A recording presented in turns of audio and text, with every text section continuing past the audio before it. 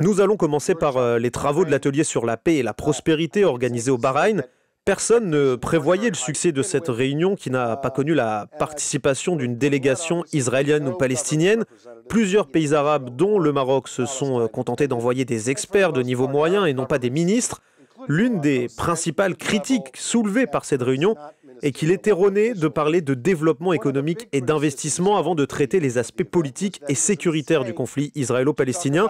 Et jusqu'à maintenant, le responsable de ce dossier, Jared Kushner, n'a toujours pas dévoilé ce que l'on appelle à Washington le deal du siècle qui traite le volet du statut final de l'accord de paix. Alors, comment évaluez-vous les travaux de l'atelier sur la paix et la prospérité?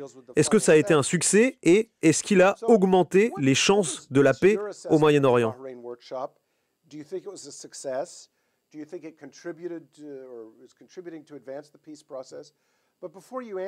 Mais avant de me répondre, je voudrais vous lire ce qu'a écrit David Makovsky, un expert de l'Institut de Washington et qui a assisté à l'atelier de Bahreïn en tant qu'observateur.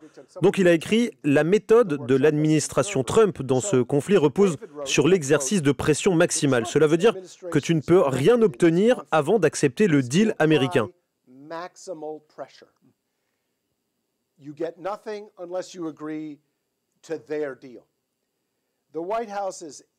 Le style inflexible de la Maison-Blanche précise que tant que les propositions concernant le statut final dans le cadre du volet politique du deal ne sont pas acceptées, le volet économique ne tient plus. Ce lien est condamné à disparaître. Est-ce que vous êtes d'accord avec ceux qui disent que la partie économique du deal du siècle est vouée à l'échec du moment qu'il n'y a aucun accord sur les aspects politiques? As long as there's no agreement on final status issues? I do agree with that. And to answer the first question, oui, je suis d'accord. Pour répondre à votre première question, je dirais qu'il est regrettable que l'atelier de Bahreïn n'ait réalisé aucun succès, que ce soit pour les Palestiniens ou pour les Israéliens. Je pense que les aspects sécuritaires et les problèmes de colonisation doivent trouver une solution en premier avant de réfléchir à un investissement sérieux dans la bande de Gaza et en Cisjordanie.